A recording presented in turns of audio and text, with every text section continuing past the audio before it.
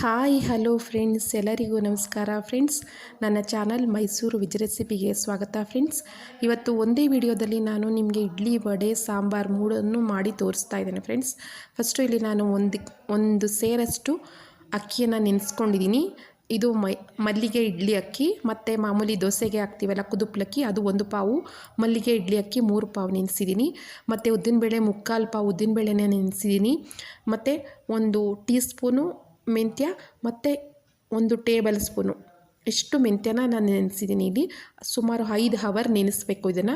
ನಂತರ ಫಸ್ಟು ಉದ್ದಿನಬೇಳೆನ ರುಬ್ಕೋಬೇಕು ನೈಸಾಗಿ. ನಮಗೆ ಆ ಹದ ಹೇಗೆ ಗೊತ್ತಾಗುತ್ತೆ ಅಂತಂದರೆ, ಉದ್ದಿನಬೇಳೆ ಸಮದಿದೆ, ಇಡ್ಲಿಗೆ ಒಳ್ಳೆಯ ಹದ ಬಂದಿದೆ ಅಂತ ಹೇಗೆ ಗೊತ್ತಾಗುತ್ತೆ ಅಂದರೆ, ಅದು ಕ್ಲೀನಾಗಿ ನೈಸ್ ಆಗುತ್ತೋ ಅಂಥ ಸಂದರ್ಭದಲ್ಲಿ ಒಂದು ರೀತಿಯ ಗುಳ್ಳೆ ರೀತಿ ರುಬ್ತಾ ಇರಬೇಕಾದ್ರೇ ಬರೋಕ್ಕೆ ಸ್ಟಾರ್ಟ್ ಆಗುತ್ತೆ. ಆವಾಗ ಅದನ್ನು ನಾವು ಎತ್ತಿ, ನೀವು ಯಾವ ಬಾಕ್ಸು ಅಥವಾ ಹಂಡೆ ಅಥವಾ ಏನಕ್ಕೆ ಹಾಕಿಟ್ಕೊತೀರೋ ಅದಕ್ಕೆ ನಾವು ತೆಕ್ಕೋಬೇಕಾಗುತ್ತೆ. ನಂತರ ಉದ್ದಿನಬೇಳೆನ ಅಕ್ಕಿಯನ್ನು ಆಡಿಸ್ಕೋಬೇಕಾಗುತ್ತೆ ಫ್ರೆಂಡ್ಸ್. ಅಕ್ಕಿನ ಕೂಡ ನಾನು ನೈಸಾಗೆ ರುಬ್ಕೋತೀನಿ. ಇಡ್ಲಿಗೆ ಆಗಲಿ ದೋಸೆಗೆ ಆಗಲಿ ನೈಸಾಗೆ ರುಬ್ಕೋತೀನಿ. ತರಿಯಾಗಿ ನಾನು ಇಡ್ಲಿಗೆ ಆಡಿಸ್ಕೊಳ್ಳಲ್ಲ.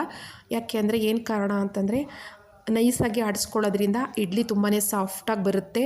ಮತ್ತು ನೀವು ಅದೇ ಹಿಟ್ಟಲ್ಲಿ ದೋಸೆ ಕೂಡ ತುಂಬ ಚೆನ್ನಾಗಿ ಬರುತ್ತೆ. ತುಂಬ ಗರಿಯಾಗಿ ತುಂಬಾ ಚೆನ್ನಾಗಿ ಬರುತ್ತೆ. ಹೇಗೆ ಮಸಾಲೆ ದೋಸೆ ಹೋಟ್ಲಲ್ಲಿ ನೀವು ತಿಂತೀರೋ ಅದೇ ರೀತಿ ಅಷ್ಟೇ ಚೆನ್ನಾಗಿ ದೋಸೆ ಬರುತ್ತೆ ಫ್ರೆಂಡ್ಸ್. ಮತ್ತು ಉದ್ದಿನಬೇಳೆ ನೆನೆಸಿದಾಗ ಫಸ್ಟು ನೆನೆಸ್ಬೇಕಿದ್ರೇ ಚೆನ್ನಾಗಿ ಅದನ್ನು ಒಂದು 5-6 ಸಲ ಚೆನ್ನಾಗಿ ತೊಳಿಬೇಕು ನೀರಲ್ಲಿ. ತೊಳೆದ್ಬಿಟ್ಟು ನಂತರ ನೀರನ್ನ ಜಾಸ್ತಿ ಹಾಕ್ಕೊಂಡು ನೆನೆಸ್ಕೋಬೇಕು.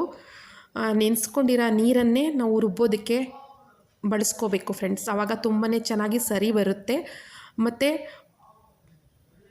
ಇಡ್ಲಿ ಕೂಡ ಸಾಫ್ಟಾಗಿ ಚೆನ್ನಾಗಿರುತ್ತೆ ಫ್ರೆಂಡ್ಸ್.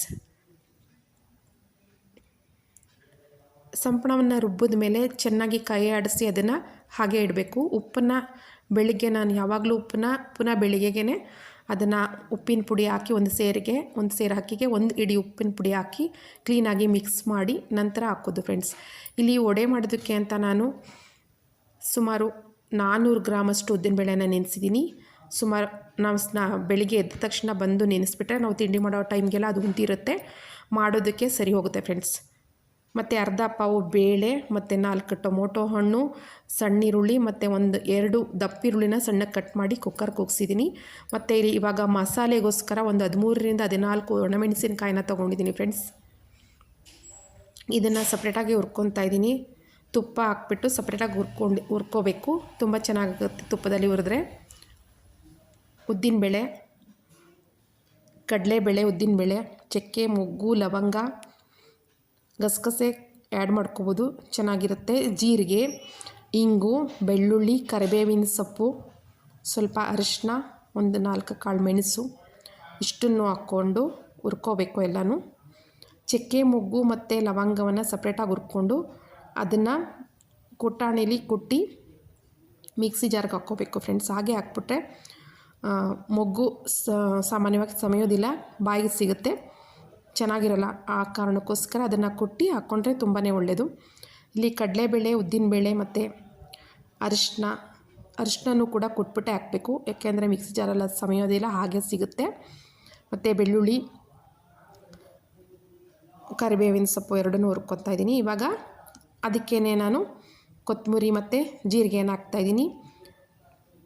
ಹಿಂಗನ್ನು ಬೇಕಿದ್ರೆ ಇದಕ್ಕೆ ಹಾಕ್ಕೋಬೋದು, ಇಲ್ಲಾಂದರೆ ಮಿಕ್ಸಿ ಜಾರ್ಗೆ ಡೈರೆಕ್ಟಾಗಿ ಹಾಕ್ಕೋಬೋದು.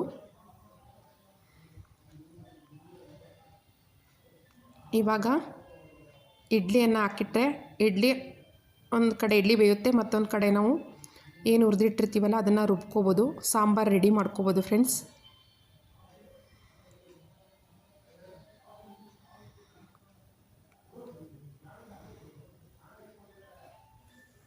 ಚಿಬ್ಲಿ ಇಡ್ಲಿ ಮಾಡಿದ್ರೆ ತುಂಬಾ ಸಾಫ್ಟಾಗಿ ತುಂಬ ಚೆನ್ನಾಗಾಗುತ್ತೆ.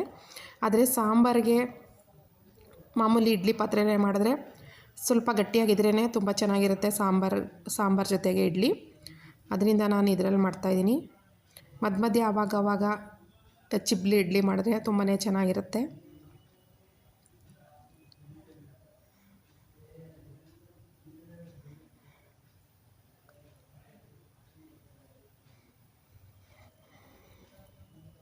ಇಡ್ಲಿ ರೆಡಿ ಇದೆ ಫ್ರೆಂಡ್ಸ್. ಒಂದು ಪಾತ್ರೆಗೆ ಹಾಕಿಟ್ಕೊತಾ ಇದ್ದೀನಿ ನಾನು. ಇದಕ್ಕೇನು ತುಂಬ ಬಿಸಿಯಾಗಿರಬೇಕು ಅನ್ನೋ ಅಂತ ಒಂದು ಇದಿಲ್ಲ. ಅದರಿಂದ ನಾನು ಏನು ಮಾಡ್ತೀನಿ, ಮಾಮೂಲಿ ನಾರ್ಮಲ್ ಪಾತ್ರೆಗೆ ಹಾಕಿಟ್ಕೊತಾ ಇದ್ದೀನಿ. ಇಲ್ಲದಿದ್ದರೆ ಹಾಟ್ ಬಾಕ್ಸ್ಗೆ ಹಾಕಿಟ್ಕೊಂಡ್ರೆ ಬಿಸಿಯಾಗಿರುತ್ತೆ. ಸಾಂಬಾರು ಬಿಸಿಯಾಗಿ ಹಾಕ್ಕೊಳ್ಳೋದ್ರಿಂದ ಇಡ್ಲಿ ಏನು ಬಿಸಿಯಾಗಿರೋ ಅವಶ್ಯಕತೆ ಇಲ್ಲ ಫ್ರೆಂಡ್ಸ್. ಅದಕ್ಕೋಸ್ಕರ ನಾನು ಒಂದು ಪಾತ್ರೆಗೆ ಹಾಕಿಟ್ಕೊತಾ ಇದ್ದೀನಿ. ಒಂದು ಪಾತ್ರೆಗೆ ಹಾಕಿ ಇಡ್ಲಿನ ತೆಗೆದು ಮುಚ್ಚಿ ಇಟ್ಟರೆ ಸಾಕಾಗುತ್ತೆ, ಅಷ್ಟೇ ಬಿಸಿ ಸಾಕು. ತುಂಬಾ ಸಾಫ್ಟಾಗಿ ಬಂದಿದೆ ಫ್ರೆಂಡ್ಸ್ ಇಡ್ಲಿ ಮಾತ್ರ.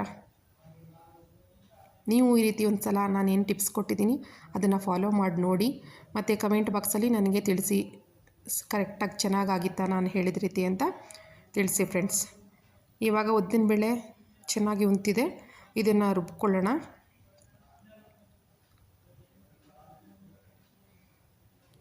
ಇದನ್ನು ಕೂಡ ನೈಸಾಗಿ ರುಬ್ಕೋಬೇಕು. ಇದಕ್ಕೆ ನೀರು ಆ್ಯಡ್ ಮಾಡಬಾರ್ದು, ಮತ್ತು ಒಂದು ಸೋರಾಕೋ ಬುಟ್ಟಿಲಿ ಸೋರಾಕಬಾರ್ದು. ಇದನ್ನು ಹೇಗೆ ನೆನೆಸಿರ್ತೀವಿ ಅದೇ ಪಾತ್ರೆಯಲ್ಲಿ ಕೈಯಲ್ಲೇ ಎತ್ತಿ ಹಾಕಬೇಕು. ಸೋರಾಕೋ ಬುಟ್ಟಿಲಿ ಸೋರಿಸ್ಬಿಟ್ಟು ತುಂಬ ಚೆನ್ನಾಗಿ ಸೋರಿಸ್ಬಿಟ್ಟು ಹಾಕ್ಬಿಟ್ರೆ ಡ್ರೈ ಥರ ಇರುತ್ತೆ ಉದ್ದಿನಬೇಳೆ, ಮತ್ತು ವಡೆ ಚೆನ್ನಾಗಿ ಬರೋದಿಲ್ಲ ಫ್ರೆಂಡ್ಸ್, ಗರಿಗರಿಯಾಗಿ ಬರೋದಿಲ್ಲ. ಒಂದು ರೀತಿ ಮೇಲ್ಗಡೆ ಬೆಂದಂಗಿರುತ್ತೆ, ಆದರೆ ಒಳಗಡೆ ಮಾತ್ರ ಹಿಟ್ಟಿಟ್ಟು ರೀತಿ ಸಿಗುತ್ತೆ. ಅದಕ್ಕೋಸ್ಕರ ಆ ರೀತಿ ತುಂಬ ಡ್ರೈಯಾಗಿ ಅದನ್ನು ಸೋರಾಕಿ ಮಾಡಬಾರ್ದು. ಕೈಯಲ್ಲೇ ಎತ್ತಿ ಉದ್ದಿನಬೇಳೆನ ಹಾಕಬೇಕು. ಮತ್ತು ಒಂದು ಸ್ವಲ್ಪ ಸಮದ ನಂತರ ಅದಕ್ಕೆ ಇಂಗು ಮತ್ತು ಉಪ್ಪನ್ನು ಸೇರಿಸ್ಬೇಕು ಫ್ರೆಂಡ್ಸ್. ಎಷ್ಟು ಬೇಕೋ ಅಷ್ಟು ರುಚಿಗೆ ತಕ್ಕಷ್ಟು ಉಪ್ಪನ್ನು ಸೇರಿಸ್ಕೋಬೇಕು ರುಬ್ಬಬೇಕಿದ್ರೇ.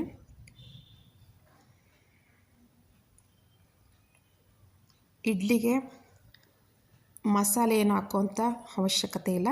ಹಾಗೆಯೇ ಸ್ವಲ್ಪ ಇಂಗು, ಮೆಣಸು ವಾಯಿ ಮತ್ತು ಶೀತವನ್ನು ತೆಗೆದುಹಾಕುತ್ತೆ ಅನ್ನೋ ಉದ್ದೇಶಕ್ಕೋಸ್ಕರ ಸ್ವಲ್ಪ ಜಾಸ್ತಿ ಹಾಕ್ಬಾರ್ದು, ಸ್ವಲ್ಪ ಮೆಣಸನ್ನು ಹಾಕ್ಕೋಬೇಕು. ಸ್ವಲ್ಪ ಕುಟ್ಬಿಟ್ಟು ಹಾಕ್ಬಿಡಬೇಕು. ನಂತರ ನಿಮಗೆ ಮಸಾಲೆ ವಡೆ ಬೇಕು ಅಂದರೆ ಅದಕ್ಕೇ ಕಾಯಿನ ಪೀಸ್ ಮಾಡಿಕೊಂಡು ಕೊತ್ತಂಬರಿ ಸೊಪ್ಪು, ಕರಿಬೇವಿನ ಸೊಪ್ಪು, ಹಸಿಮೆಣಸಿನಕಾಯಿ ಎಲ್ಲ, ಈರುಳ್ಳಿ ಸ್ವಲ್ಪ ಸಣ್ಣಕ್ಕೆ ಹೆಚ್ಚಿ ಎಲ್ಲ ಹಾಕಿದ್ರೆ ಅದು ಮಸಾಲೆ ವಡೆ ಆಗುತ್ತೆ ಫ್ರೆಂಡ್ಸ್. ಇವಾಗ ನಾನಿಲ್ಲಿ ಹುರಿದಿಟ್ಕೊಂಡಿರೋ ಅಂತಹ ಮಸಾಲೆನೆಲ್ಲ ಫಸ್ಟು ಹಾಗೆಯೇ ಕಾಯಿ ಹಾಕದೇ ಅದನ್ನು ಪೌಡ್ರ್ ಮಾಡ್ಕೊತಾ ಇದ್ದೀನಿ. ಪೌಡ್ರ್ ಮಾಡ್ಕೊಂಡ ನಂತರ ಅದಕ್ಕೆ ಕಾಯಿನ ಮಿಕ್ಸ್ ಮಾಡಿಕೊಂಡು ಅದಕ್ಕೆ ನೀರು ಹಾಕಿ ನೈಸಾಗಿ ರುಬ್ಕೋಬೇಕು. ಈ ರೀತಿ ಮಾಡೋದ್ರಿಂದ ಕ್ಲೀನಾಗಿ ಸವಿಯುತ್ತೆ, ನುಣ್ಣಗೆ ಸವಿದಿರುತ್ತೆ ಅದು. ನಂತರ ಇದೆ ಸಾಂಬಾರು ಏನಿದೆ, ಬೇಳೆ ಏನು ಬೇಯಿಸ್ಕೊಂಡಿರ್ತೀವಿ ಅದಕ್ಕೆ ಅದನ್ನು ತೆಗೆದು ಆ್ಯಡ್ ಮಾಡ್ಕೋಬೇಕು. ಸಾಂಬಾರಿಗೆ ನೀವು ಬೇಕು ಅಂತಂದರೆ ಸಿಹಿ ಕುಂಬಳಕಾಯಿ ಏನಿರುತ್ತೆ ಅದನ್ನು ಸ್ವಲ್ಪ ಹಾಕ್ಕೋಬೋದು ಅಷ್ಟೇ. ಬೇರೆ ಏನು ತರಕಾರಿನೂ ಸೇರಿಸ್ಬೇಡಿ ಫ್ರೆಂಡ್ಸ್, ಚೆನ್ನಾಗಿರೋದಿಲ್ಲ. ಸಿಹಿ ಕುಂಬಳಕಾಯಿ ಒಂದನ್ನು ಸೇರಿಸಿ, ತುಂಬ ಚೆನ್ನಾಗಿರುತ್ತೆ ಸಾಂಬಾರು. ಬೇಕಿದ್ರೆ ಒಂದು ಸಲ ಟ್ರೈ ಮಾಡಿ ನೋಡಿ, ನೀವೇ ನನಗೆ ಕಮೆಂಟ್ ಬಾಕ್ಸಲ್ಲಿ ತಿಳಿಸ್ತೀರಾ. ಈ ರೀತಿ ಸಾಂಬಾರು ತುಂಬ ಚೆನ್ನಾಗಿರುತ್ತೆ. ಚೆನ್ನಾಗಿ ಮರಳಿದ ನಂತರ ಸ್ವಲ್ಪ ಇದಕ್ಕೆ ಬೆಲ್ಲವನ್ನು ಸೇರಿಸ್ಕೋಬೋದು.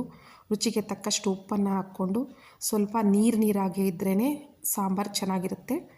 ಮತ್ತು ಇಲ್ಲಿ ಇವಾಗ ನಾನು ವಡೆಗೆ ಸ್ವಲ್ಪ ಮೆಣಸನ್ನು ನುರುಕಿ ಹಾಕ್ತಾಯಿದ್ದೇನೆ. ಮತ್ತು ಒಂದು ಸೀಕ್ರೆಟ್ ಏನಂತಂದರೆ ಇದಕ್ಕೆ ಅಕ್ಕಿ ಹಿಟ್ಟನ್ನು ಸೇರಿಸ್ಕೋಬೇಕು. ಸೇರಿಸ್ಕೊಂಡ್ರೆ ವಡೆ ತುಂಬ ಗರಿಗರಿಯಾಗಿ ಬರುತ್ತೆ ಫ್ರೆಂಡ್ಸ್. ಇದನ್ನು ಟ್ರೈ ಮಾಡಿ ನೋಡಿ, ಮತ್ತು ಕಮೆಂಟ್ ಬಾಕ್ಸಲ್ಲಿ ನನಗೆ ದಯವಿಟ್ಟು ತಿಳಿಸಿ ಫ್ರೆಂಡ್ಸ್.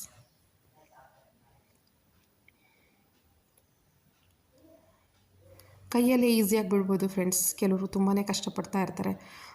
ಜಾಲ್ರಿ ಇರುತ್ತಲ್ಲ ವಡೆ ತೆಗೆಯೋದು, ಅದಕ್ಕೆ ಹಾಕ್ಕೊಂಡು ಬಿಡ್ತಾರೆ, ಮತ್ತು ಸ್ಪೂನ್ಗೆಲ್ಲ ಹಾಕ್ಕೊಂಡು ಬಿಡ್ತಾ ಇರ್ತಾರೆ, ನೋಡ್ತಾ ಇರ್ತೀನಿ. ಆದರೆ ತುಂಬ ಈಸಿ, ನಾವು ಮನಸ್ಸು ಮಾಡಿದ್ರೆ ಎಲ್ಲವೂ ಸಾಧ್ಯ ಫ್ರೆಂಡ್ಸ್.